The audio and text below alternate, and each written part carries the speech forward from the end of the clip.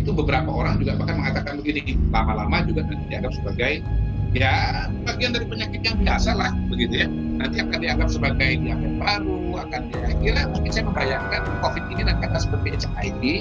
Kita tahu dia ada di luar sana, kita tahu risikonya, tapi ya kita harus hidup dengan itu dan mengelolanya dengan sebaik-baik.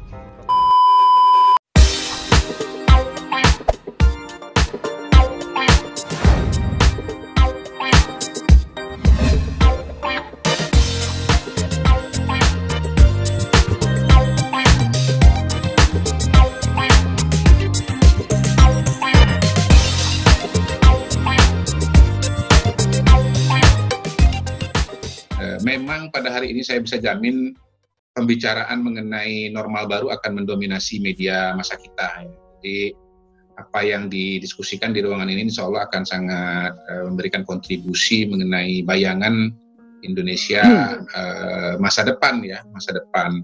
Masa depan itu kapan ya tergantung kepada pemerintah untuk kapan memulai ini semua. Ada yang mengatakan bulan depan, tapi ada juga yang mengatakan lihat perkembangan situasi dan kondisi. Tetapi kalau kita lihat video dari Nas Daily tadi, ya dia mengatakan this change will be for the next 100 year gitu loh. Jadi the so-called new normal ini sebetulnya dia akan punya rentang yang amat sangat panjang. Rentang pertama itu barangkali ketika virusnya masih ada dan vaksin belum ditemukan. Rentang yang kedua itu ketika vaksin sudah ditemukan dan orang sebetulnya sudah bisa berinteraksi dengan normal lama, tetapi sebagian dari perilaku normal lama itu tidak akan dikerjakan lagi karena orang sudah terlanjur transisi menuju kepada sebuah normal baru yang sebetulnya juga memang kita rutenya sudah menuju ke sana, tetapi ini amat sangat dipercepat ya. Buat saya pribadi salah satu the next normal yang harusnya baru terjadi pada saya itu mungkin setahun, 2 tahun, 3 tahun yang akan datang, yaitu berbicara dan seminar di online seperti ini terjadi dengan lebih cepat. Jadi sekarang saya udah mulai berpartisipasi dalam seminar-seminar semacam ini, seminar online. Ya kira-kira sebulan 2 bulan yang lalu saya masih belum paham webinar itu apa sih, gitu. Ternyata web seminar. Jadi dengan COVID maka saya paham yang namanya web seminar. Kegelisahan saya pribadi tentu bukan sendiri ya. Banyak orang di dunia juga mengalaminya, tetapi mungkin beberapa lebih intens sehingga kemudian bisa membuat rumusan-rumusan yang lebih awal ya, katakanlah begitu. Jadi beberapa hari yang lalu saya ikut webinar juga, webinar di kalangan peneliti internasional yang dipelopori oleh sebuah organisasi, kalau tidak salah namanya itu the Center for Transnormal. Dia tidak menyebut new normal ya, tapi Transnormal and Future Studies. Memang penelitinya ada di London. Salah satu penulis mengenai masalah-masalah masa depan namanya Ziauddin Sardar. Dia punya networking, kemarin pembicaranya dari Amerika, dari Australia, dan satu lagi dari Spanyol. Jadi memang pembicaraan yang kita sedang lakukan ini sebetulnya sedang dilakukan juga di negara lain. Tetapi mau tidak mau kita harus memulai pembicaraan kita sendiri karena apa yang terjadi ini belum pernah ada presidennya dalam sejarah kemanusiaan ya, belum pernah ada presidennya dalam sejarah kemanusiaan. Jadi kita tidak bisa sepenuhnya belajar dari negara lain atau mencontoh buku yang ada, tetapi kita harus mencoba merumuskan sendiri sebagian paling tidak dari apa yang akan kita hadapi ke depan. Tetapi teman-teman, saya mau katakan begini bahwa sebetulnya seberapapun buruk situasinya, sebetulnya kita, Bang Helmi ya, kita ini berada dalam sebuah situasi yang jauh lebih baik dibandingkan dengan katakanlah kakek nenek dan nenek moyang dan leluhur kita dulu. Gitu. Karena kalau teman-teman membaca salah satu buku yang barangkali terpenting dalam 10-15 tahun terakhir, ya yang judulnya Homo Sapiens ya, yang ditulis oleh Yuval Noah Harari, dan buku sekuensnya Homo Deus ya, kita sebetulnya yang nomor 1 itu judulnya Sapiens saja, nggak ada homonya, Sapiens saja. Sebetulnya nasib manusia di era zaman modern ini amat sangat diuntungkan karena kemajuan ilmu pengetahuan khususnya kedokteran sudah membuat kita begitu maju, kita bisa memahami apa yang terjadi, lepas bahwa belum tahu obatnya, tapi kita tahu bahwa kita ini sedang berhadapan dengan sebuah jasad renik ya yang sangat kecil yang namanya virus begitu. Kalau saja COVID ini terjadi pada 50 atau 100 tahun yang lalu, bahkan 200 tahun yang lalu, aku yakin yang meninggal jauh lebih banyak ya, dan antisipasinya tidak akan sebaik pada saat ini. Per hari ini kalau tidak salah yang sudah terinfeksi sekitar 4 jutaan sekian, lalu yang meninggal berapa 300 ribuan ya kalau tidak salah ya. Harusnya kalau kita tidak hidup di zaman modern mungkin yang terkena sudah puluhan bahkan ratusan juta orang dan korbannya jauh lebih banyak. Dan kita tidak tahu apa yang sedang terjadi karena yang menjadi penyebab adalah renik yang sangat kecil dan tidak bisa diidentifikasi dengan kasat mata. Jadi pada situasi sekarang ini kita sebetulnya tahu persis apa yang terjadi, tapi kita tidak bisa atau belum menemukan vaksinnya. Kalau obatnya ada yang mengatakan belum, tapi paling tidak bisa mempercepat pemulihan. Nah, dalam konteks ini sebetulnya teman-teman, tantangan terbesar kita dalam kacamata saya ya, ini tentu bisa berbeda dengan kacamata yang lain. Tantangan terbesar kita sebetulnya bukan COVID lagi, tapi tantangan terbesar kita adalah ancaman ekonomi, ancaman kelaparan ya, dan ancaman krisis sosial. Kenapa itu larinya ke sana? Karena COVID ini sebetulnya bisa dihindari atau harus dihindari dengan cara kita tinggal di rumah saja. Kelemahan utama virus ini apa sih sebetulnya? Kelemahannya adalah dia tidak bisa bergerak sendiri. Yang bergerak itu manusia. Jadi kalau manusianya nggak bergerak, maka kemudian virus ini juga tidak bisa berpindah dari satu manusia ke manusia yang lain. Nah, masalahnya ketika manusia itu tidak bergerak, dia tinggal di rumah saja, lalu kemudian tidak melakukan aktivitas ekonomi, dia tidak dapat penghasilan, dia tidak bisa makan, maka kemudian ya akhirnya negara harus turun tangan dan memberikan bantuan makanan, entah berupa uang tunai agar bisa membeli makanan atau kemudian memberikan sembako supaya bisa dimasak. Gitu. Pertanyaannya kan berapa lama negara ini bisa seperti ini? Terus terang dalam perjalanan katakanlah merumuskan masukan-masukan mengenai THC ya, dengan COVID atau normal baru ini, saya pernah dalam satu periode itu bertanya ke kanan kiri itu, Pan, bertanya kepada legislatif, bertanya kepada anggota kabinet, bertanya dengan teman-teman ekonom. Pertanyaan saya simpel sebetulnya, satu bulan negara ini keluar duit berapa sih untuk segala macam bansos itu? Ada sembako, ada BLT, ada ini, ada itu. Keluar duit berapa? Kemudian yang kedua, negara ini punya tabungan berapa begitu untuk di-spend, untuk memberikan atau membayarkan bantuan sosial. Terus terang saya nggak dapat jawaban lemah begitu. Nah, tiba-tiba kira-kira pekan lalu saya seperti mendapatkan jawaban secara tidak langsung. Menteri Keuangan dalam rapat mengenai Perpu yang berkaitan dengan penanganan keuangan corona itu kepada DPR menjawab dalam menceritakan bahwa kita sudah mempersiapkan uang untuk bansos untuk 3 bulan, 6 bulan, dan 9 bulan. Begitu. Begitu saya mendengar begitu, oh ini berarti 9 bulan, sekarang ya Desember lah. Tahan-tahannya Indonesia sampai bulan Desember. Begitu.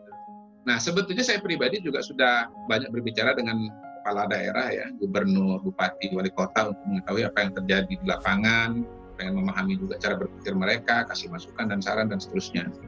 Itu salah satu bupati yang di Jawa ya, kebetulan dia daerahnya kaya, ada banyak pabrik di sana, jadi dia notabene punya PAD. Ya. Nah teman-teman perlu tahu bahwa daerah itu tidak sama kondisinya. Daerah itu keuangannya ada yang dapat dari pusat, transfer dari pusat, ada juga yang dari daerah yang disebut sebagai PAD itu, pajak ini, pajak itu dan seterusnya. Nah ada daerah-daerah yang PAD-nya itu kecil sekali itu. Ya, entah karena dia nggak punya pertanian, entah dia nggak punya pabrik dan seterusnya. Nah teman ini nih punya pabrik banyak sekali, ya. Dan saya tanya sama dia, Anda siapkan duit berapa? Oh, saya siapkan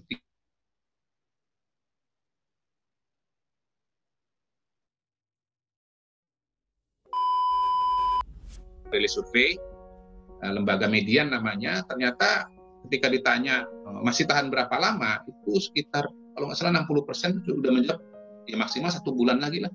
Lewat dari 6 bulan udah pada nggak tahan lagi gitu. Jadi ya ada PSBB atau tidak ada PSBB, sebetulnya saya menduga 1 bulan dari sekarang semua orang sudah keleleran lagi di luar, begitu, sudah keleleran. Nah, kalau ditanya pemerintah itu bisa apa? Sebetulnya pemerintah kebijakannya dengan COVID ini kan tergantung kepada aturan main yang tersedia, undang-undang yang tersedia, begitu. Undang-undang yang tersedia itu pada saat ini ya, dan dari kemarin pilihannya cuma 2, 1 karantina wilayah, 2 PSBB. Nah, karantina wilayah itu apa? Karantina wilayah itu ya semua bisa dipaksa.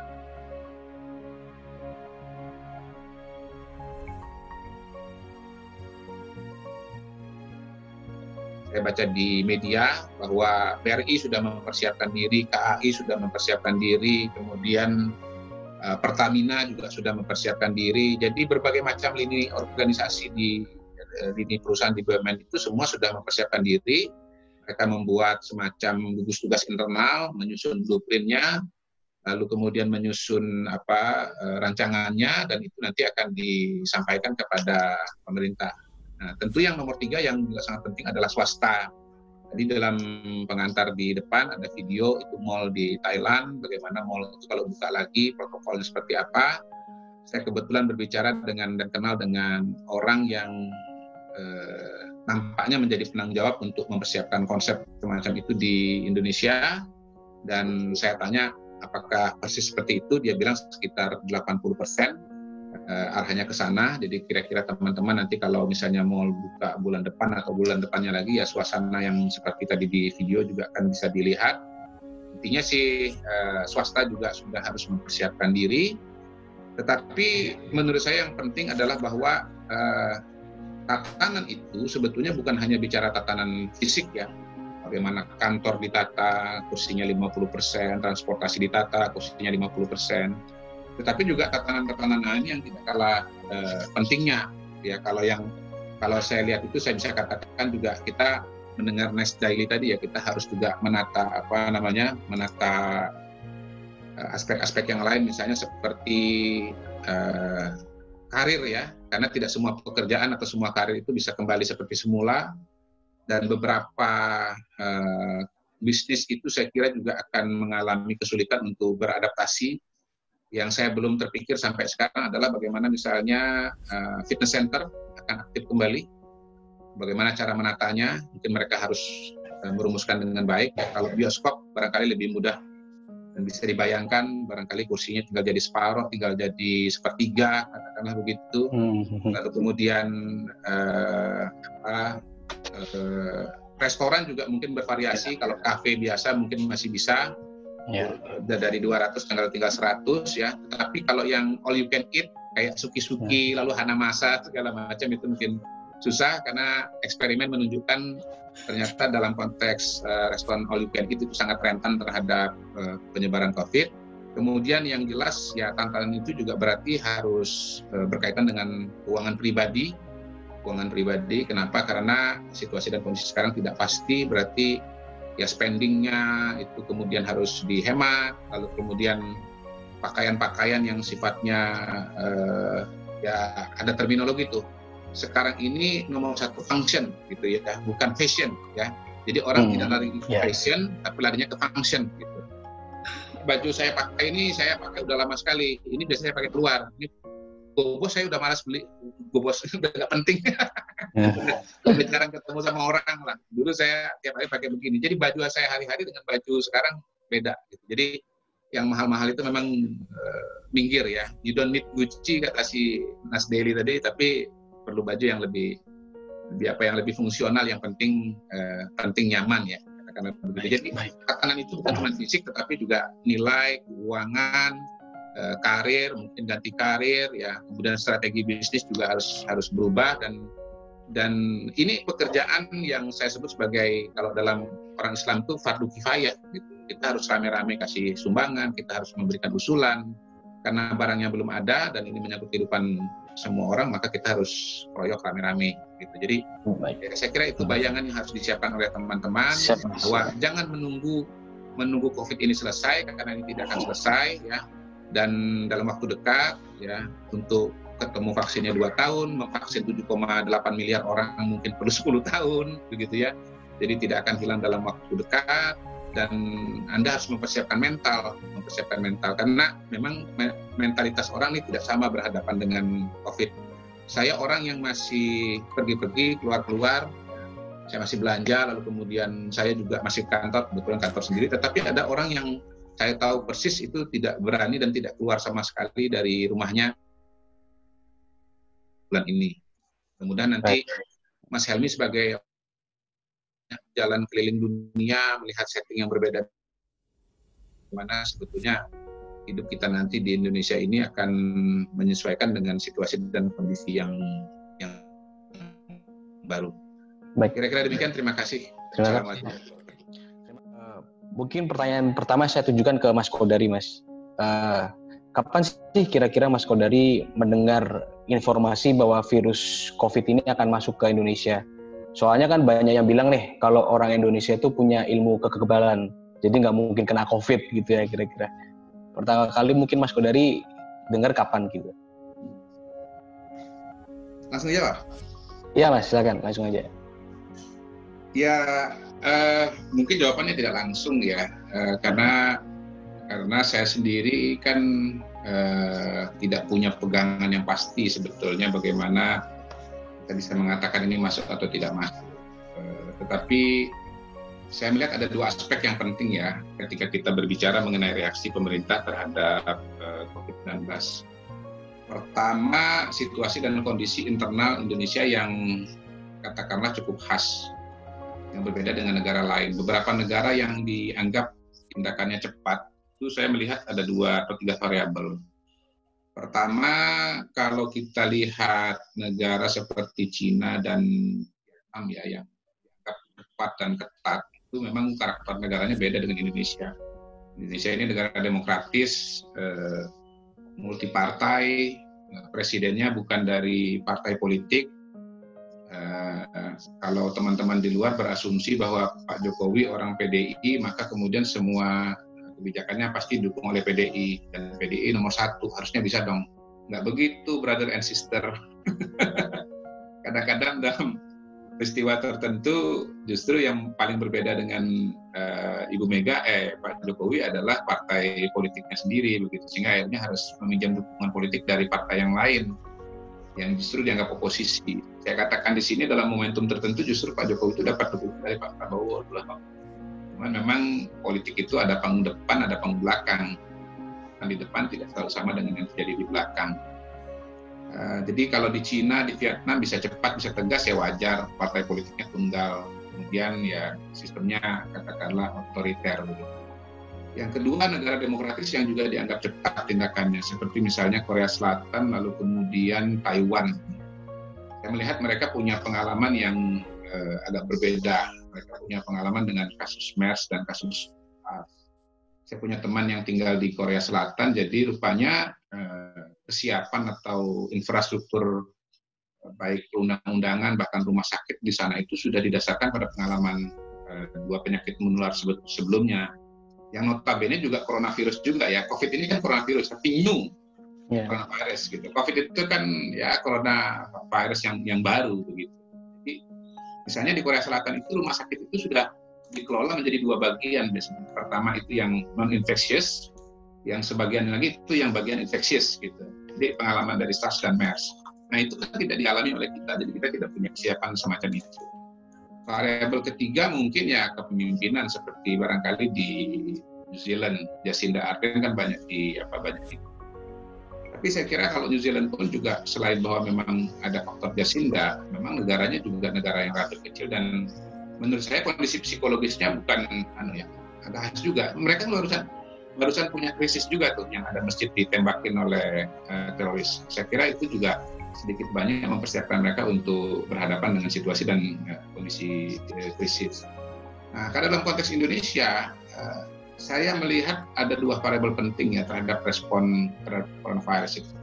Pertama, yang terkait dengan otoritas kesehatan. Pertama, saya mendengar bahwa soal alat tes ini juga menarik ya. Waktu itu dikelola dan didominasi oleh Labkes, Laboratorium Kesehatan Kementerian Kesehatan, tidak berbagi dengan laboratorium lain. Misalnya yang sudah dari zaman MERS dan SARS itu sudah beroperasi, yaitu Ikman, lembaga Ikman itu kedokteran. Mangunkusumo itu tidak diberikan peran atau tidak. Yang kedua ada sialnya juga, reagen yang dipakai di labkes itu ternyata reagennya itu kualitasnya jelek. Jadi berulang kali dites hasilnya negatif terus. Jadi bikin roti itu apa yang raginya itu nggak bagus kualitasnya, jadi rotinya nggak jadi.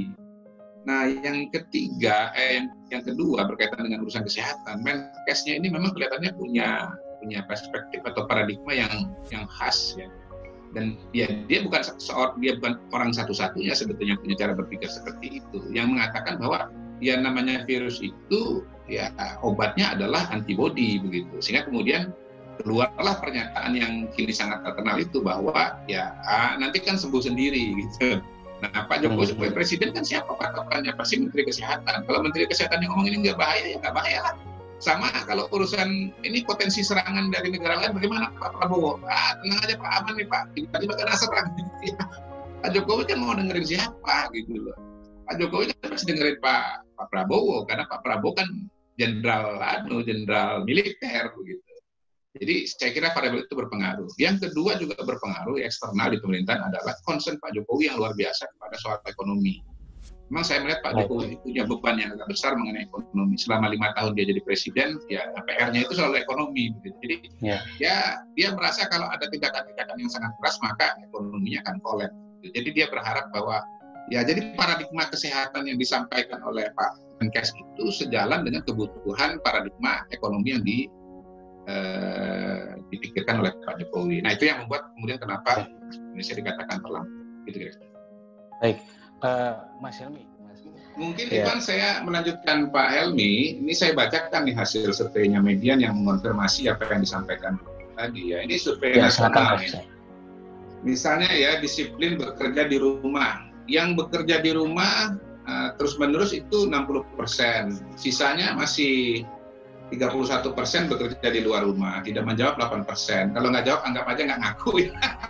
40% masih kerja di luar rumah, kan begitu. Kemudian patuh atau tidak dengan peraturan transportasi, yang selalu patuh itu 51%, yang kadang-kadang patuh 20%, yang sering patuh 25%. Sering itu kan tidak disiplin kan? Disiplin itu kan selalu kan?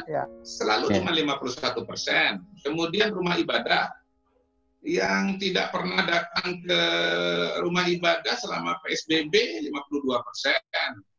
yang kadang-kadang 21%, 17% masih sering begitu. Nah, kemudian saya tambahkan lagi menggunakan masker atau tidak keluar rumah.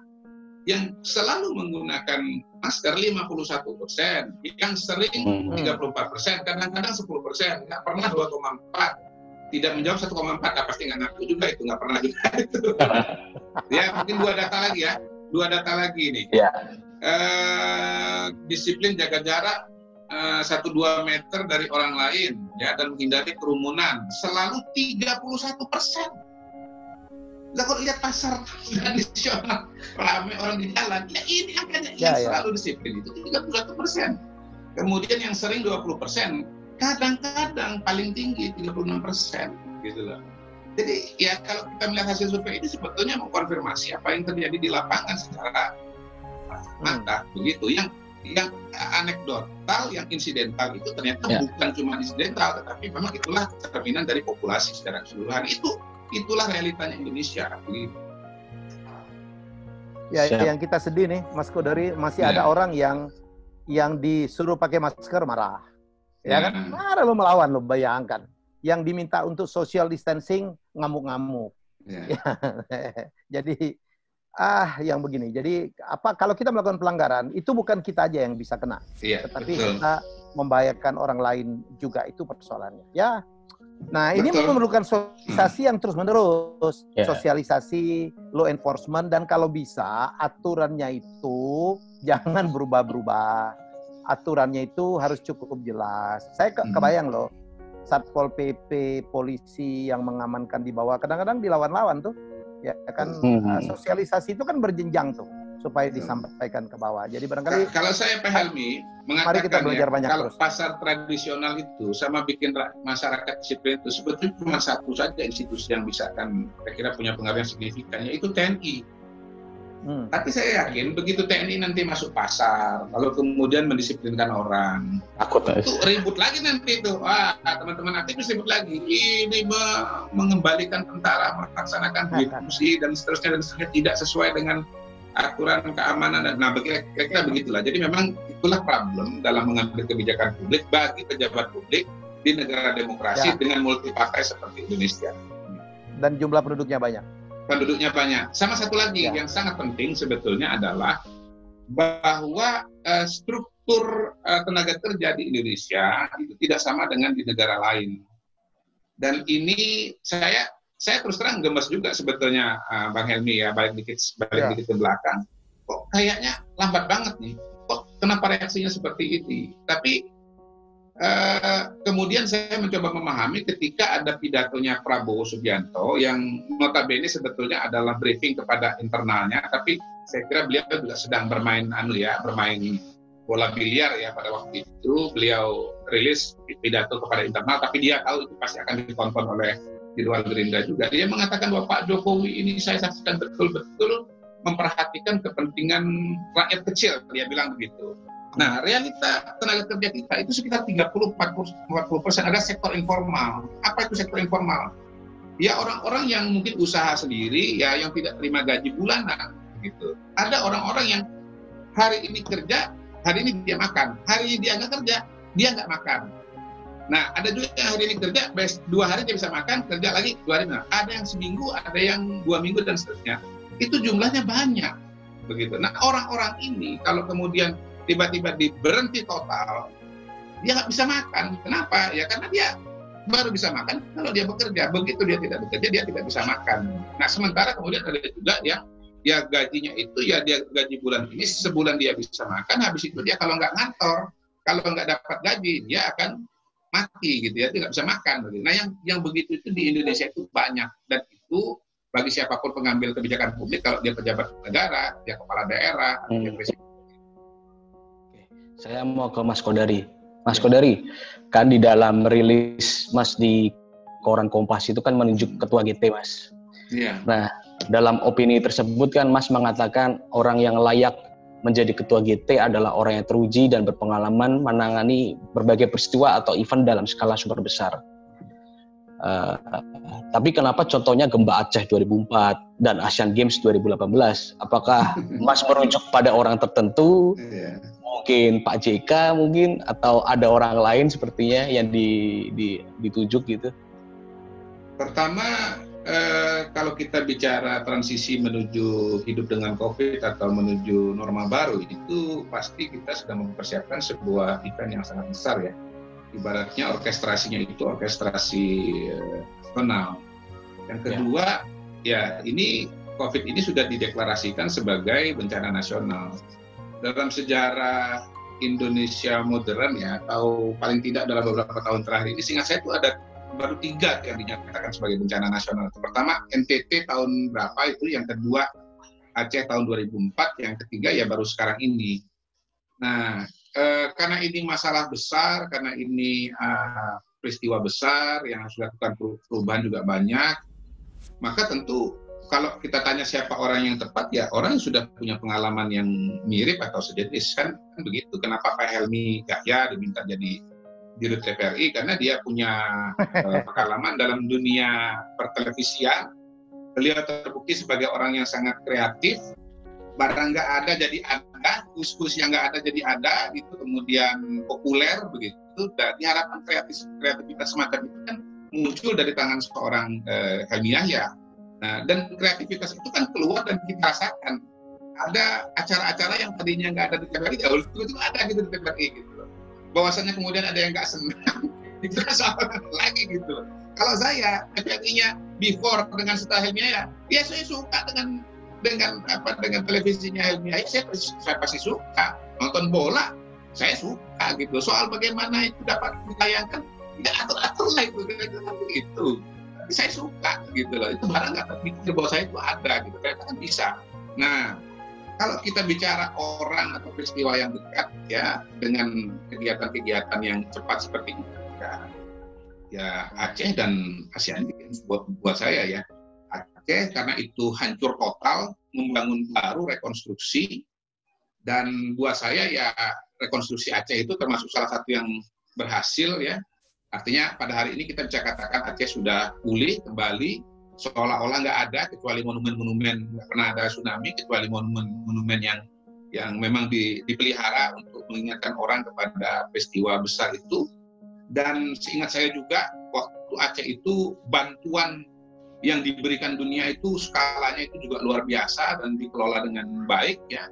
Dan di situ ada dua figur yang saya tahu. Pertama Pak JK, itu perannya perannya besar, termasuk juga bukan cuma sekedar katakanlah rekonstruksi Aceh secara fisik ya, tetapi juga merekonstruksi konflik antara pemerintah Indonesia dengan GAM. Itu selesainya itu di tangan Pak JK itu. Dia bisa bernegosiasi, dia punya modal sosial yang bagus, gitu. Dia orangnya lincah, dikenal dengan orientasi kepada solusi. Dan ada satu orang lagi yang jarang disebut, profilnya tidak begitu tinggi dan tidak begitu populer, tapi sebetulnya dia adalah pelaksana di situ, yaitu Pak Kuntoro Mangkusubroto. Dia adalah ketua BRR ya pada saat itu. Jadi ya bisa salah satu daripada dua orang itu. Walaupun tentu bedanya antara Aceh dengan COVID adalah kalau Aceh itu cuma di Aceh saja, sementara kalau COVID ini kan seluruh Indonesia. Ya. Aceh sama sedikit Sumatera Utara lah kalau tidak salah. Nah, yang kedua peristiwa yang baru-baru ini yang juga sebetulnya dianggap sebagai mission impossible adalah mempersiapkan Asian Games 2018. Mission impossible-nya di mana? Satu, Indonesia nggak punya duit pas-pasan. Yang kedua, itu standar fasilitasnya itu harus internasional, sekelas Olimpiade gitu ya, bukan kelas PON, di atasnya lagi kelas Olimpiade. Gitu. Nah, yang harus dipersiapkan banyak. Ada venue-venue yang harus direnovasi, ada venue-venue yang harus dibikin dari awal dari nol. Yang ketiga, waktunya mepet, begitu. Waktunya amat sangat mepet. Nah, yang keempat, harus berprestasi juga, harus dapat medali emas dalam jumlah yang banyak, begitu. Yang kelima, harus mendapatkan dukungan dari masyarakat, suasananya harus meriah, gitu. Nah, itu sebetulnya mission impossible. Nah, saya sedikit banyak tahu kenapa. Kebetulan salah satu orang Palembang lagi itu ada di situ. Namanya Pak Mudai Madang. Pak Mudai Madang, Pak Elvi masih kenal itu. Teman lama, Pak Mudai Madang itu pengusaha Palembang Sumatera Selatan. Dia banyak terlibat dalam urusan olahraga. Dia di mana? Apa organisasinya? Wakil Ketua KOI. Wakil Ketua KOI. Ya. Nah, memang kebetulan hobi olahraga, dialah orang di balik Pak Alex Nurdin yang berhasil menyelenggarakan PON, yang berhasil menyelenggarakan apa itu? SEA Games di mana di Palembang begitu. Dia orang di belakang Pak Alex Nurdin gitu. Pak Alex itu urusan lobby-lobbynya, politiknya segala macam, tapi implementasinya itu diantaranya adalah Pak Mudai Madang. Ya. Jadi ya sedikit banyak juga tahu tuh dinamika persoalan yang ada. Kantornya di FX Sudirman itu di atas tuh di bagian belakang itu, saya pernah ke sana juga. Nah, orang kan Asian Games kita kan sukses berat. Acaranya terlaksana dengan baik, ya. Pembukaannya paling megah. Lepas dari yang saya. Terlepas dari mengatakan itu kerjaannya itu, ya nggak urus buat saya. Yang penting tampil di layar, ya kan, seluruh dunia nonton dan seluruh dunia mengatakan hebat, ya kan, memindahkan gunung di luar masuk ke dalam arena stadion. Bisa jadi gunung, bisa jadi ada air terjun, kan begitu, spektakuler, kan begitu. Ya nggak malu-maluin lah berhadapan dengan pembukaan Olimpiadenya China, katakanlah begitu. Berprestasi. Itu Asian Games tuh, Bos. Asian Games ya? Yang gunung ke dalam Asian Games, yang di Palembang yang saya itu adalah SEA Games. Bapak kan ngomong SEA Games, Pak Mudai tadi. Oh iya, setelah SEA Games Asian Games begitu. Jadi ya. Kalau Asian Games Wisnu Tama. Wisnu Tama ya, Asian Games ya. Jadi Asian Games itu Wisnu Tama, gitu. Lalu kemudian berprestasi juga secara bagus juga secara prestasi, capaian medalinya bagus begitu. Ya berarti orang-orang ini orang-orang yang bisa kerja, mengerjakan hal-hal yang super besar. Nah, jangan kasih dengan orang yang tidak punya pengalaman bikin-bikin seperti itu. Emang gampang kan begitu. Nah, kebetulan juga memang ya terus terang saya khawatir bahwa yang kok Anda nanti telusuri aja ya, Anda telusuri. informasi atau katakan semacam bocoran ini akan menuju transisi itu pertama kali muncul dari kementerian mana. Nah, saya khawatir tuh. Karena di kementerian itu menangani kartu prakerja begitu. Nah, itu kartu prakerja kontroversi, kacau. Dan memang menurut saya kementerian itu di mana badan pengelola kartu prakerja itu berada, itu gagal untuk hal yang paling mendasar, yaitu untuk mengubah perspektif dari program yang normal, kondisi normal, program kampanyenya Pak Jokowi, ketika masuk dalam situasi tidak normal, itu konsep desainnya tidak diubah. Lah ya kan, itu kan celaka 13 itu namanya, celaka 17, Anda udah pasti sial aja. Ya paling gampang dan bodoh-bodoh aja kalau saya jadi pengelola kartu prakerja, pasti saya tanya dulu yang masuk ke dalam website itu, Anda ini pengangguran lama atau pengangguran baru? Kalau pengangguran lama baru saya tanya kenapa Anda nganggur, kan begitu. Kalau nganggurnya karena kurang pelatihan, saya tanya Anda mau pelatihan apa? Nah, kalau pelatihannya kemudian ya harus tatap muka, ya saya bilang, ya Anda saya kasih tapi sabar ya, setelah nanti suatu situasi memungkinkan. Kalau online baru saya kasih online. Kalaupun saya kasih online, saya kasih Anda mau yang bayar atau mau yang gratis, kan gitu. Lo susah amat gitu kan. Lo gratis kan kita bisa kurasi atau pemerintah bisa bikin, tinggal diakses. Nah, kalau dia bilang saya pengangguran baru Pak, sampai kemarin minggu lalu saya masih kerja, perusahaan kenapa menganggur? Karena perusahaannya tutup. Ya berarti kan dia nggak perlu skill. Dia kerja kok, dia bukan karena kurang skill. Ya udah kalau begitu Anda berarti Anda kami alihkan kepada program yang lain. Nah begitu. Jadi kementerian ini ngurusin kartu prakerja nggak beres, ya buat saya jangan ngurusin lagi transisi menuju kehidupan normal baru gitu. Oke. Begini Mas, kan di siap. Oke, kita ke tanya jawab aja ya, Mas. Iya. Ya. Mungkin saya bacakan aja ya, Mas, pertanyaannya. Mengingat banyak banget nih yang tanya untuk mempersingkat waktu, gitu. Ini ada Septi Syahrini, Mas. Dia ini pekerja migran di Hong Kong, gitu. Dia mau tanya, menurut Pak Kodari, seberapa kuat dan lamanya Indonesia akan mengembalikan perekonomian Indonesia menjadi normal? Mengingat Indonesia menjadi negara yang sangat terdampak. Gitu. Terima kasih. Mungkin gitu, Mas. Saya coba jawab sebisanya ya, karena saya bukan ekonom ya. Yang jelas begini, Mbak. Estimasi dampak COVID ini ternyata agak meleset ya. Ternyata dampak COVID ini lebih parah daripada yang diduga. Misalnya dari data yang kemarin dikeluarkan oleh bahwa pertumbuhan ekonomi pada kuartal pertama 2020, artinya bulan Januari, Februari, dan Maret, yang diperkirakan akan tumbuh sekitar masih 4,9%, dalam realitanya cuma 2, sekian kemarin ini. Artinya ekonomi Indonesia terpukul lebih parah dibandingkan dengan yang diperkirakan. Nah, sektor mana yang paling terpukul ternyata adalah, atau yang paling memukul ternyata adalah konsumsi. Jadi konsumsi masyarakat Indonesia itu menurun. Nah, ekonomi Indonesia itu motornya atau mesinnya adalah konsumsi dalam negeri. Itu sekitar 58%. Baru kemudian yang lain-lain seperti investasi, lalu kemudian spending pemerintah, dan satu lagi saya lupa apa namanya. Tapi intinya adalah jumlah penduduk yang banyak sekali itu ya, itu salah satu mesin ekonomi Indonesia. Gitu. Beda dengan Ceko yang penduduknya 10 juta, artinya kurang lebih sama dengan Jakarta ini, begitu. Itu sulit untuk mengharapkan cuman dari konsumsi.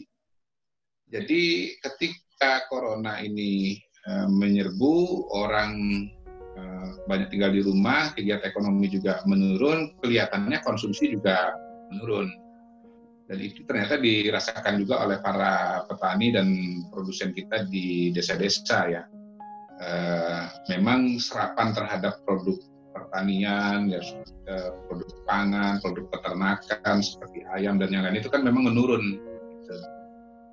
Ini kita baru bicara kuartal pertama, di mana lockdown itu, bukan lockdown, PSBB itu atau social distancing itu praktis baru terjadi bulan April.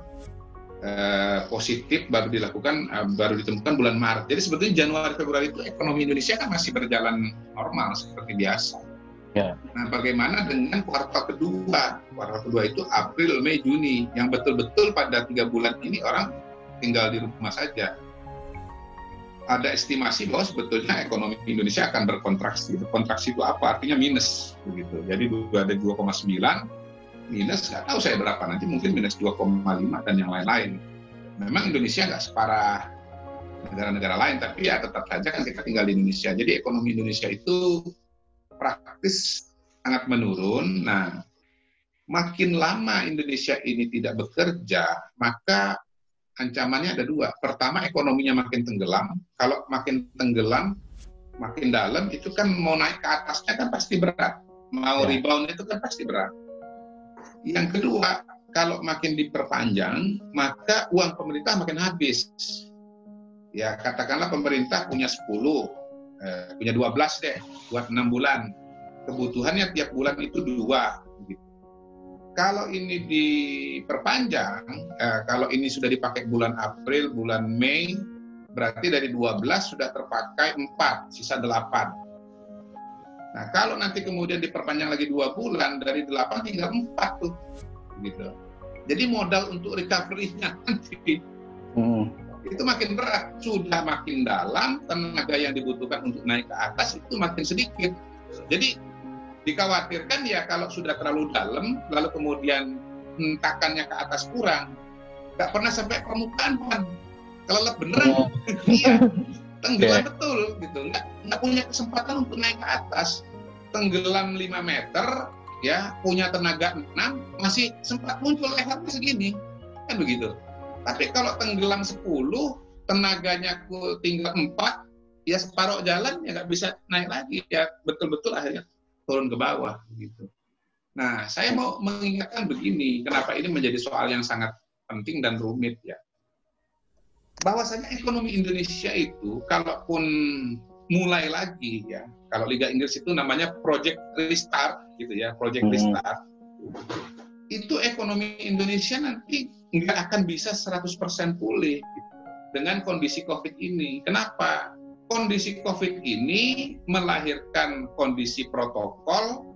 Kondisi protokol itu sama dengan keterbatasan atau pembatasan.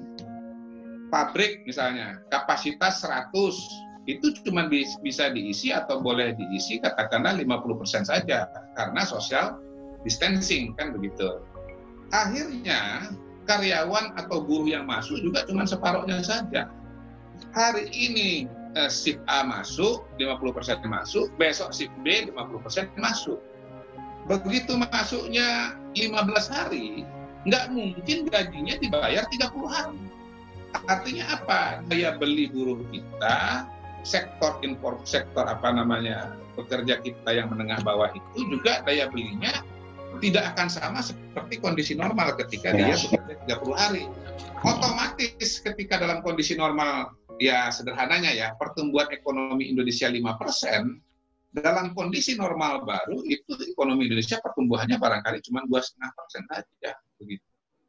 Nah, dengan pertumbuhan ekonomi 2,5%, tentunya kondisi ekonomi kita tidak akan sebaik seperti dulu, gitu. Ya, walaupun sekali lagi ini dialami juga oleh negara-negara lainnya. Jadi memang kebutuhan untuk segera beraktivitas ini hemat saya lebih urgen daripada yang kelihatannya ya, karena apa tadi, kalau kita itu diam sebetulnya ada 2 gaya yang sedang bekerja. Pertama kita tenggelam ke bawah, yang kedua tabungan kita habis gitu. Jadi bukan cuma 1 gaya doang, tapi ada 2 gaya, ada 2 elemen yang berpengaruh atau bekerja pada saat itu. Makin cepat kita recovery, tenggelamnya nggak terlalu dalam, naiknya lebih ringan bebannya, sementara bensinnya masih cukup banyak, gitu. Oke. Saya mau katakan begini, sebetulnya ini tidak akan mudah bagi siapapun juga. Sebetulnya pada saat ini teman-teman harus menyadari sedang ada dilema. Dilema yang selama ini kita baca di buku novel, dilema yang kita baca buku yang namanya buah si malakama itu sekarang sedang terjadi. Kita seolah-olah pada situasi ini diminta memilih antara rezim kesehatan dengan rezim ekonomi. Karena itu sedang bertarung 2 mazhab, mazhab kesehatan dan mazhab ekonomi. Nah, teman-teman yang mazhabnya kesehatan, ya, tentunya didominasi oleh para praktisi kesehatan, mengatakan PSBB, disiplin, pokoknya jangan ada yang mati, 1 pun itu nyawa berharga, titik, jangan mikirin ekonomi. Tapi yang mazhab ekonomi mengatakan begini, kalau ekonomi tidak bekerja, ya ekonomi tidak dibuka, maka negara akan kehilangan negara kehabisan uang, orang tidak bekerja, orang akhirnya akan mati bukan karena COVID tapi mati karena kelaparan. Kemudian setelah terjadi kelaparan, orang yang mau kelaparan akhirnya keluar merampok, terjadi kerusuhan sosial, akhirnya kelahi, bunuh-bunuhan, orang mati gara-gara kerusuhan sosial. Nah, saya pribadi mengatakan ya bahwa problem atau resiko COVID itu relatif lebih bisa dihitung dan dikelola ketimbang resiko ekonomi, resiko kelaparan dan resiko kerusuhan sosial. Saya kemarin melihat data, mengolah data dari Worldometer, memang saya lihat datanya. Jadi ini mungkin bisa jadi cerminan ya. Negara dengan jumlah testing paling banyak di dunia itu, teman-teman, adalah Amerika. Jumlah testingnya ada 10 juta. Ya. Yang positif 1,4 juta. Artinya rate positif itu di masyarakat, ya kalau diasumsikan ceteris paribus, ya begitulah kondisi populasi Amerika yang 300 juta itu. Yang 10 juta ini nanti polanya akan sama dengan yang 300 juta. Kalau 300 juta dites, yang positif itu 14%. Negara kedua dengan tes tertinggi itu Rusia, 6 juta tes, yang positif 240.000, 4%. Jadi orang Rusia itu, ya dari yang dites itu positif 4%. Nomor 3 tes paling tinggi Jerman, 3,1 juta tes. Ini bukan tes cepat ya, semuanya tes PCR ya, tes DNA. Jadi hasilnya bisa diyakini pasti positif. Jermani itu positifnya 174.000, 5,5%. Lalu saya loncat yang Inggris, UK, United Kingdom, Inggris Raya, tesnya 2 juta, positifnya 229.000 atau 11%. Korea, tes 711.000, positif 10.000, cuma 1,5 saja. Australia, tesnya 909.000, yang positif cuma 7.000 atau 0,8%. Tetangga kita Thailand, tes 280.000, positif 300.000, 1,1%. Vietnam, tes 275.000, positif cuma 288 orang, alias 0,1%, kecil sekali. Ini karena kemarin mereka buru-buru nutup ya. Kemudian Malaysia 271.000 tes, positifnya 6.700 atau 2,5%. New Zealand tes 209.000, positif 1.500, 0,7%. Singapura tes 224.000, positif 25.000, 11,3%. Filipina tes 188.000, positif 11%, 6,2%. Indonesia teman-teman, ini tesnya 169.000, ini data 2 hari lalu, positif 15.400, 9,1%. Jadi kalau itu dianggap ya mencerminkan situasi di lapangan ya, dan itu tentu bisa salah karena polanya tidak sama, dan ini saya kira tesnya memang tidak pakai metode random sampling seperti yang dilakukan oleh lembaga survei. Maka kemudian ya anggaplah itu benar 9%, ya berarti ya dari populasi Indonesia itu 1 orang dari 10 itu adalah positif COVID. Oke Mas. Tadi sebelum kita ke cut ada pertanyaan bagus Mas dari seorang guru honorer Mas, dan juga dosen. Tadi ada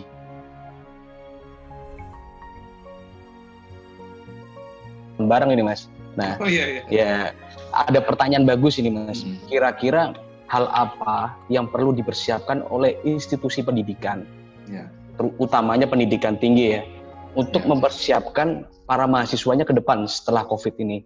Mengingatkan tiap semester, tiap tahun ada puluhan hingga ratus ribu mahasiswa yang wisuda.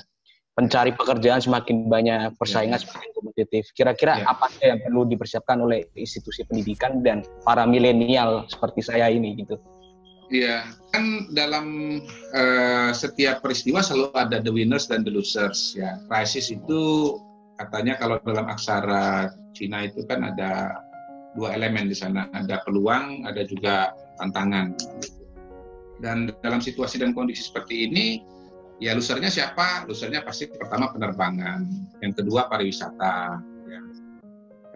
Traveloka, siapa yang mengira begitu luar biasa pertumbuhannya ya? Semua orang Traveloka dipuji-puji. Sekarang tutup. Ya. Airy Room ya, dan beberapa startup lainnya yang berkaitan dengan OYO ya, hotel-hotel itu tutup juga semua. Walaupun sekali lagi hotel pun juga menurut saya istilahnya ya nggak bisa dipukul rata gitu. Saya sedang bangun juga dengan teman itu villa di Gili gitu. Untungnya bangun villanya itu bukan hotel yang kamar-kamar lalu kamar mandi kolam renangnya satu gitu. Menurut saya itu akan berat itu. Orang akan enggan ke satu kolam renang rame-rame itu, enggan orang. Bisa habis juga. Tapi kalau yang one villa one pool gitu ya, di satu villa satu kamar itu satu pool itu mungkin akan laku itu nanti. Gitu. Nah untungnya bangun yang begini. Kenapa laku? Karena ya orang begitu ini dibuka pasti ingin refreshing, ingin wisata, jalan-jalan dia. Tapi dia pengen aman. Nah tipe kamar seperti apa yang dia ambil? Dia akan ambil tipe kamar yang satu kamar tapi satu kolam renang. Gitu. Sehingga cuma dia saja atau dia keluarga saja. Kalau keluarga kan terkendali, dia tahu begitu aman. Tapi kalau yang campur itu mungkin madesu, itu masa depan suram, orang nggak mau rame-rame ke dalam satu kolam renang bersama, kan begitu. Nah jadi pasti winnernya apa? Yang udah pasti menjadi winners adalah IT, teknologi, gitu. Teknologi yang memungkinkan orang untuk tetap berinteraksi dan bekerja tanpa harus bertemu muka, gitu. Ini kan ketemu banyak orang nih, ini kan sebetulnya kerumunan nih, tapi kerumunan virtual. Gitu. Yeah. Kalau ini kerumunannya kerumunan fisik, ini kita mungkin nggak ketemu, nggak mau ketemu. Dropletnya kayak bagaimana itu, kan begitu. Ya, bahkan pakai masker pun juga enggak juga. Tetapi karena ini virtual, gitu, kayaknya memburnya kayak gimana pun juga aman-aman aja kan. Istilahnya kan kayak begitu. Berarti memang yang namanya kemampuan IT, kemampuan virtual itu sudah wajib ya menjadi mata kuliah bagi ya kampus-kampus atau bagi mahasiswa yang sekarang ini berkuliah kampus jurusan apapun juga. Nah tentu semakin besar peluangnya bagi teman-teman orang IT ketimbang kata Delina tadi. Saya butuh pada hari ini ahli IT, lulusan IT bukan ahli filsafat. Begitu. Nah alternatifnya apa? Kalau Anda suka filsafat, Anda ambil jurusan IT sambil belajar filsafat, atau Anda belajar filsafat, tapi Anda juga kursus IT. Ya, Mas Helmi ini kan sedang melakukan adjustment dengan dirinya sendiri. Dari seorang penampil di lapangan, kemudian menjadi penampil di dunia maya. Sebetulnya selain pariwisata, dunia yang juga sangat terpukul adalah dunianya Mas Helmi loh. Dunia entertainment, dunianya IPO begitu ya. Sekarang mana ada acara kawinan? Nggak ada acara kawinan lagi. Mas Helmi mungkin selama ini masih diundang sebagai MC misalnya. Sekarang nggak ada lagi. Si Nas Daily aja bahkan bilang nggak usah beli baju lagi. Kenapa? Nggak ada kondangan lagi. Iya. Jadi orang itu sekarang performance itu, seni segala macam itu terpaksa memindahkan dirinya dari pentas yang di panggung itu menjadi pentas ke virtual begitu. Mas Helmi yang biasa dibayar ketika berbicara dalam seminar yang hadir secara fisik, begitu dia masuk ke dalam dunia virtual, akhirnya ngomong juga kan. Nah, nanti untuk webinar berikutnya saya harus dibayar. Iya, Ivan beruntung, kita beruntung masih dapat yang free kan begitu. Tapi yang berikutnya dia udah nggak menghitung dia sebagai proses belajar. Mungkin dia masih free, kenapa? Karena ini bagian dari proses belajarnya dia begitu, bagian dari adaptasinya dia ke dalam new normal begitu. Tapi mungkin dengan acara hari ini, pekan ini dia merasa sudah cukup belajar, sudah cukup menguasai bahwa oke, next berikutnya adalah panggung profesional dia. Dan jangan heran kalau Mas Helmi minta bayar. Kenapa? Karena buat Mas Helmi berbicara seperti ini adalah memang profesinya dia begitu. Kalau buat saya ya memang tampil di TV, tampil di seminar itu bukan buat penghasilan, tapi lebih kepada misalnya social responsibility, kira-kira begitu kan. Dan intinya ya kalaupun misalnya dibayar ya alhamdulillah, tapi saya juga istilahnya nggak ngarap di situ, saya dari kehidupan. Tapi bagi mereka-mereka yang memang berbicara atau seminar itu adalah merupakan penghasilannya dia, harus dimaklumi. Kira-kira begitu. Oke, Mas. Nah, satu begini, mungkin yang harus dipikirkan oleh Bapak dan Ibu sebagai pengelola kampus adalah bagaimana ke depan dalam new normal ini nanti mencari kombinasi yang pas antara kegiatan-kegiatan pembelajaran jarak jauh ya, PJJ ya, dengan kegiatan-kegiatan yang bersifatnya klasikal gitu. saya udah bicara dengan rektor IPB, kebetulan teman saya Arif Satria, dia baca artikel saya bilang barangkali Anda perlu menulis bagaimana normal baru atau the new normal dalam konteks perguruan tinggi begitu. Bagaimana bayangan Anda kembali kuliah, kembali beraktivitas, belajar mengajar, tetapi dengan protokol COVID. Saya masih menunggu artikel dari dia, mudah-mudahan juga ke media, tetapi saya membayangkan bahwa nanti akan terjadi kombinasi bahwa orang ada tetap kelas, tapi juga ada klasikal begitu. Nah, mungkin yang harus diantisipasi adalah keragaman kondisi sosial ekonomi dari kampus Bapak Ibu sekalian begitu. Kalau yang menengah atas semua tentu tidak jadi problem ya. IT, laptop, komputer, kuota itu bukan sesuatu yang jadi problem. Gitu. Beres lah, selesai itu. Tapi bagi kampus-kampus yang mungkin ada gradasi masyarakat, gradasi kelas sosial ekonomi siswanya, apalagi kemudian yang menengah ke bawah itu besar, yang punya problem dengan punya laptop, punya problem dengan akses internet, punya problem dengan kuota, boro-boro kuota mas, ini makan aja susah kayak gitu, boro-boro laptop ya, bayar SPP aja saya dibantu kira-kira. Itu kan tentu akan problem kalau kita bicara pendidikan jarak jauh secara online seperti ini. Nah itu harus dipikirkan skenario-skenarionya dari sekarang. Jadi semua lini harus memikirkan skenarionya. Itu yang saya sebut sebagai fardu kifayah itu. Fardu itu artinya wajib. Kalau fardu ain itu kewajiban pribadi, siapapun harus melakukan. Misalnya sholat 5 waktu itu tanggung jawab pribadi saya, kewajiban saya pribadi. Tapi fardu kifayah itu kalau sudah dilakukan oleh orang lain, kewajiban kita gugur. Jadi ini kewajiban kolektif lah. Semua menyumbangkan kontribusinya tentang skenario THC, skenario new normal dalam konteks dan bidang mereka masing-masing. Nah, ini juga ada yang bertanya, Mas, namanya Diana Desi. Dia bertanya, kira-kira ke depan itu proyeknya bagaimana sih? Pekerjaan-pekerjaan apa saja yang mungkin dibuka, pekerjaan-pekerjaan apa saja yang mungkin sangat butuh karyawan begitu? Harusnya yang berbicara teman-teman yang di dunia usaha ya, tapi ini tentu harus diurutkan. Mungkin nanti ambil diskusi lagi dengan teman-teman yang bekerja di yang menjadi konsultan manajemen. Yang jelas jalan terus itu ya pasti berkaitan dengan IT seperti sekarang ini. Malah saya melihat ini makin dibutuhkan.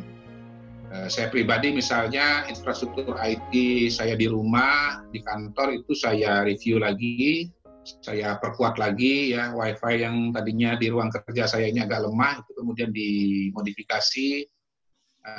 Intinya sih teman-teman yang kerja IT itu sekarang nggak berhenti-berhenti, kemudian yang bekerja juga di bidang-bidang yang sangat dibutuhkan pada saat ini, misalnya ekspedisi atau logistik, itu bukannya menurun tapi justru semakin meningkat ya, karena orang tidak keluar rumah, akhirnya belanja itu semuanya online, bahkan termasuk makanan yang tadinya mungkin tidak dibeli dari luar juga sekarang semua dibeli dari luar. Jasa penghantaran itu juga semakin meningkat, logistik meningkat ya. Walaupun sekali lagi kita agak sulit mengambil kesimpulan. Karena apa? Karena kondisi kita ini kan sekarang antara dua ekstrim. Dari normal menjadi tidak normal. 3 bulan ini tidak normal. April, Mei, 2 bulan ini tidak normal. Jadi semuanya berhenti. Nah, mana yang betul-betul berhenti artinya ya N gitu kira-kira ya. Dan mana yang berhenti karena memang larangan berhenti, itu kita belum tahu itu sebetulnya. Kayak misalnya retail ya. Retail ini kan yang pasti dibuka itu kan yang esensial, sembako. Jadi kalau mau aman, ya, buka toko beras itu pasti aman. Anda nggak akan ditutup. Jadi kalau saya lagi mikir, aduh saya ini usaha apa ya yang pasti aman dalam situasi pandemi begini. Jualan beras pasti aman itu. Satu, nggak ada yang nutup, bahkan bila perlu dijagain polisi tentara. Yang kedua pasti semua orang butuh, kan begitu. Kemudian obat-obatan, ya farmasi itu, ya itu juga pasti dibutuhkan, nggak ditutup juga, ya. Lalu transportasi juga nggak ditutup, ya, dikurangin tapi ya seperti logistik tetap. Ada 8 sektor esensial yang tidak ditutup. Nah, tapi ada juga misalnya kayak ya furniture nih, terus terang, saya lagi ada ngurusin rumah orang tua, harus diisi furniture-nya. Sampai sekarang teman-teman sekalian, tapi ini antara kita aja nih. Informa itu, kalau tahu ya Informa ya, itu masih buka. Baik yang di mall maupun yang bukan di mall, yang punya tempat sendiri. Seperti Informa, namanya IKEA. Nah, IKEA itu sebenarnya buka, kemarin tutup. Kenapa tutup? Gara-gara di IKEA itu ternyata pengunjungnya ramai sekali, parkirannya penuh, lalu ada pengunjung yang, wah ini IKEA ini masih buka. Nggak adil sekali, ini UKM ditutupnya begini buka gitu. Ya karena itu muncul di sosial media, akhirnya jadi sorotan. Anda kan nggak masuk esensial, kok Anda buka? Ditutup IKEA-nya. Nah siapa yang datang? Menurut saya satu memang orang perlu, dua orang jalan-jalan. Yang bosan-bosan tadi, tadi sudah ada. Yang disiplin nggak keluar sama sekali itu cuma 30. Tapi orang-orang yang bosan itu sebetulnya itu mungkin jalan-jalan ke IKEA. Kenapa jalan-jalan ke IKEA? Saya nggak tahu nih berapa yang pernah ke IKEA. Memang IKEA itu kan, ya dia itu toko tapi ya menarik ya. Displaynya menarik ya. Displaynya menarik, pemandangan menarik begitu. Kalau di toko furniture yang lain itu ya barang-barang begitu saja. Kalau ini kan dalam setting ruang tamu ya, ruang tamu A, ruang tamu B, ruang tamu C, ruang keluarga A, ruang keluarga B. Jadi orang tuh santai gitu. Restorannya juga gede, makanannya enak gitu. Murah gitu. Jadi merasakan suasana di Swedia sana asalnya IKEA gitu. Jadi itu hanya ditutup. Kenapa? Karena orang ya ini kan melanggar aturan, melanggar PSBB begitu. Jadi kalau ditanya kerjanya apa, sebetulnya kita belum bisa menyimpulkan sama sekali. Ya, inilah pentingnya kita menuju kepada era normal baru itu. Di era normal baru itu nanti teman-teman kita akan punya bayangan yang jelas mana yang tetap jalan penuh bahkan lebih daripada itu kecepatannya, mana yang tetap berjalan dengan kapasitas katakanlah cuma separuh begitu. Mana yang kemudian betul-betul mati kutu, ya artinya betul-betul sudah nggak punya ruang lagi untuk bergerak, dan artinya dia betul-betul ya berarti harus banting setir lah, mereka yang bekerja di sana harus banting setir dan mencari penghidupan yang lain. Tapi apapun itu, ya balik lagi dailiness tadi itu, mau di bidang apapun itu maka Anda satu harus berhemat, duitnya jangan spend sembarangan. Yang kedua ya Anda harus siap-siap banting setir. Berapa banyak bantingnya ya, apa banting dikit atau banting jauh, banting banyak gitu ya, apakah banting kiri, banting kanan. Nah, Anda yang tahu tergantung bidang Anda apa dan tergantung perkembangan situasi 2-3 bulan depan lah, katakanlah begitu. Saya sendiri mengalami dinamika menghadapi situasi COVID ini. Pertama kali webinar ada pertanyaan, ini wabah sampai kapan? Begini saya, iya ya sampai kapan? Saya nggak bisa jawab, kan? Pertama masih baru, yang kedua belum berpikir. Tapi seiring perjalanan waktu, terjadi perkembangan kasus, ada informasi mengenai perkembangan vaksin, begitu. Ada perkembangan informasi mengenai jenis-jenis terjadi mutasi terhadap vaksin, begitu. Akhirnya saya berpikir, oh ini nggak ketahuan kapan selesainya. Kalaupun selesai masih akan lama, gitu. Sementara kondisi negara kita punya keterbatasan secara keuangan sangat-sangat terbatas. Saya dapat informasi A, informasi B, informasi C, yang tadinya masih kabur menjadi lebih jelas, lebih mengerucut. Ya ujungnya saya katakan, kita cepat atau lambat masuk kepada THC. Kita kerja, bersekolah, beraktivitas, bahkan berwisata, ya, tapi dengan COVID-19. Nah bagaimana dunia baru itu berpengaruh terhadap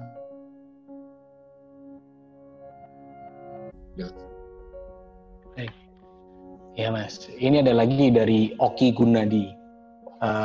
Dia ingin bertanya terkait kebijakan pemerintah yang sering tumpang tindih, terutama terkait dengan kebijakan menjelang Hari Raya Idul Fitri. Ya. Seperti pengoperasian kembali transportasi publik oleh Menhub. Akan tetapi di sisi lain mudik dilarang. Alhasil beberapa hari yang lalu di Bandara Suta terjadi penumpukan penumpang. Nah, tentu hal ini membingungkan. Lalu bagaimana tanggapan Mas Kodari terkait kebijakan pemerintah ini yang cukup sering tidak selaras dan tumpang tindih antar pengambil kebijakan? Terima kasih. Itu, Mas. Ya, saya mencoba memahami karena sekali lagi saya berinteraksi dengan para pengambil menentukan pengambil kebijakan, begitu ya. Kebetulan saya merasa tidak berbakat dan tidak berminat menjadi pejabat publik ya, walaupun saya dunia politik membantu banyak orang jadi bupati, wali kota, presiden, anggota DPR, tapi saya sendiri tidak masuk ke dalam. Tapi karena saya berinteraksi dengan mereka dan sering kasih saran juga yang kemudian sarannya dilaksanakan, tapi begitu kemudian berjalan barangnya jadi lain, saya juga garuk-garuk kepala gitu ya. Gitu, saya mencoba memahami aja. Jadi pertama begini, kalau soal mudik ya, soal mudik dan pulang kampung ya. Jadi orang pulang kampung, Pak Jokowi membedakan mudik dengan pulang kampung karena memang situasinya berbeda.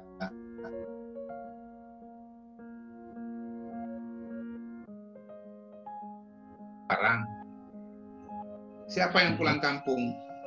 Apa kategori pulang kampung? Apa definisinya pulang kampung? Pulang kampung itu adalah orang-orang yang kembali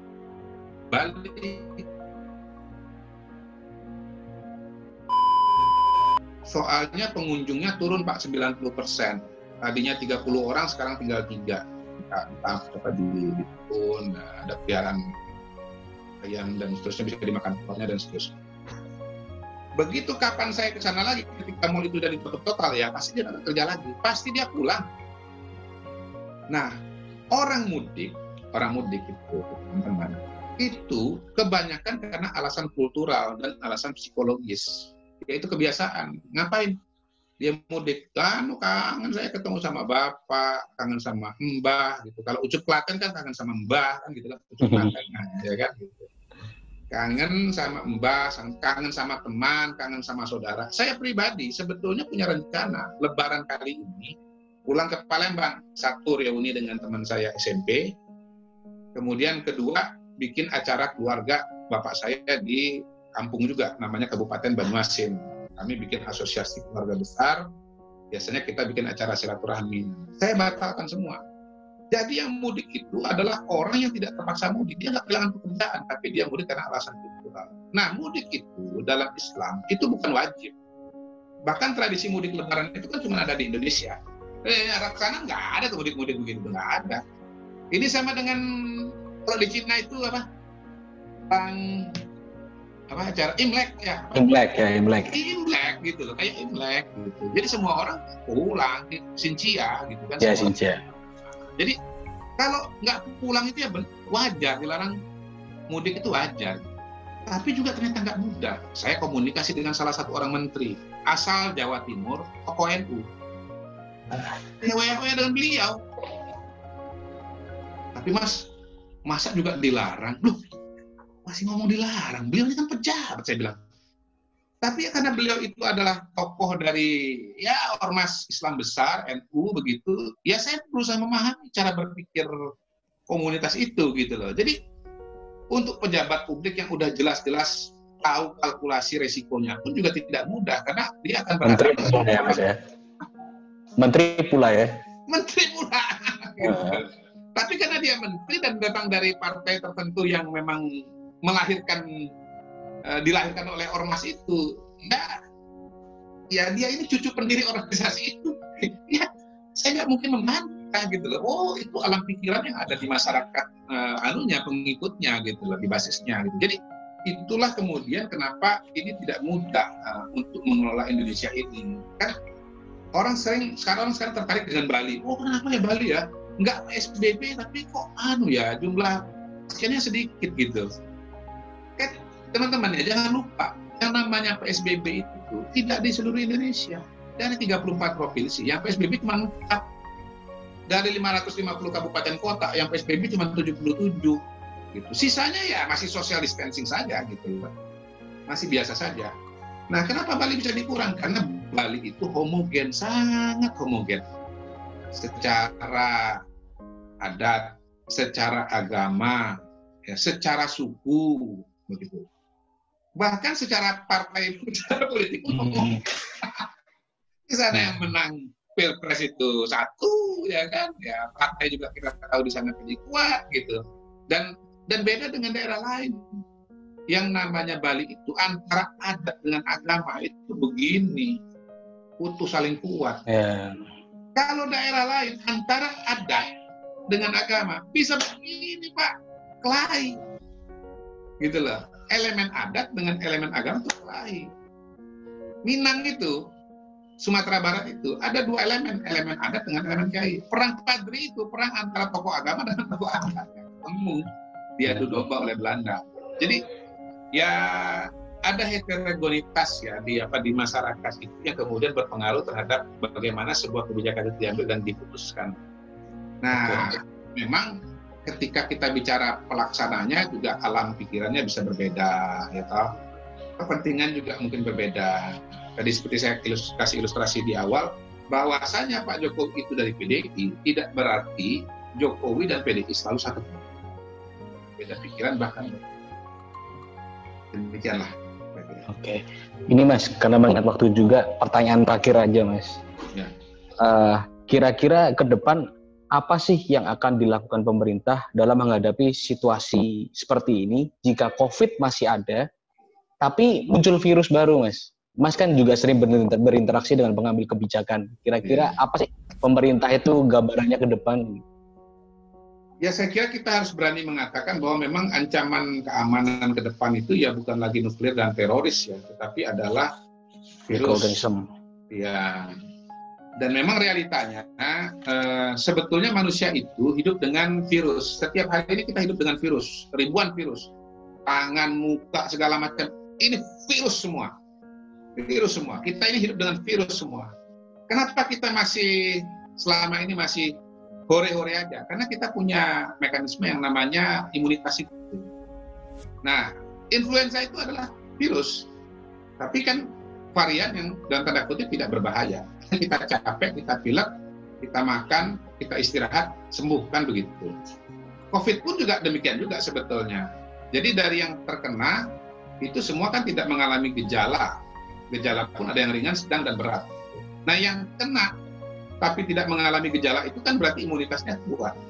Kondisi badannya lebih kuat daripada virusnya. Ya, yang jelas kalau kita bicara superpower, Amerika itu superpower secara senjata, secara nuklir. Tapi ketika diserang virus KO dia. Nah, kalau bicara ancaman terbaru, superpower adalah China karena relatif bisa menangani dari virus ini. Apa yang akan terjadi? Waduh, mudah-mudahan jangan. Yang satu aja belum beres. Ini nanti kita ngomong yang lain lagi. Tapi saya katakan dalam tulisan saya bahwa yang namanya gugus tugas ini kemungkinan harus berjangka panjang atau nanti dia jadi badan. Artinya badan ini dia tetap akan ada untuk mempersiapkan atau transisi lagi ketika misalnya nanti virusnya ini vaksinnya sudah ketemu, semua sudah divaksin, berarti adjustment apa lagi yang akan terjadi dengan kehidupan kita. Atau yang kedua, kita harus berhadapan dengan adanya muncul virus baru sementara COVID masih ada. Tapi kalau kita bicara virus ya per hari ini ya saya belum berani ngomong. Karena virus COVID ini ya semua orang pun sebetulnya ya kan terkaget-kaget gitu ya. Ya Bill Gates dianggap sudah bicara mengenai virus ini dari 2-3 tahun yang lalu. Tapi virusnya persis seperti apa dan bagaimana rasanya dia tidak memberikan spesifikasi. Dia cuma mengatakan hati-hati bahwa akan ada ancaman yang begitu penting yang namanya virus. Gitu. Nah, Amerika sendiri kenapa dia kebobolan? Sekarang sedang ada evaluasi. Ternyata dunia kedokteran atau medis di Amerika itu terlalu menekankan kepada kesehatan individu, tapi kurang perhatian pada kesehatan masyarakat. Ilustrasinya adalah fakultas ilmu kedokteran itu megah mewah, tapi fakultas ilmu kemasyarakatan, kesehatan masyarakat, itu menyedihkan gedungnya gitu.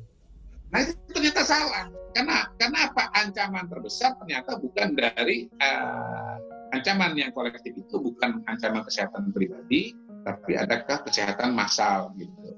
Walaupun bisa dijawab lagi, sebetulnya kalau dilihat dari korbannya, terutama yang meninggal dunia ya, COVID ini memang belum ada apa-apanya dibandingkan dengan penyakit-penyakit yang klasik yang kita ketahui seperti misalnya diabetes, jantung dan yang lain-lain yang jumlahnya jauh lebih banyak dibandingkan dengan COVID. Karena itu beberapa orang juga bahkan mengatakan begini, lama-lama juga nanti dianggap sebagai ya bagian dari penyakit yang biasa lah, begitu ya. Nanti akan dianggap sebagai diabetes baru, akan dianggap sebagai penyakit jantung baru, dianggap sebagai HIV, ya. Nah, itu kan virus kan? Bisa disembuhkan kan? Ya. Bisa. Bisa ya? Udah ketemu ya obatnya? Tapi ketemunya 20 tahun. Oh iya, butuh waktu lama ya. Iya, butuh lama gitu. Nah, jadi kira-kira mungkin saya membayangkan COVID ini nanti akan seperti HIV. Kita tahu dia ada di luar sana, kita tahu resikonya, tapi ya kita harus hidup dengan itu dan mengelolanya dengan sebaik-baik. Oke, baik. Demikian teman-teman.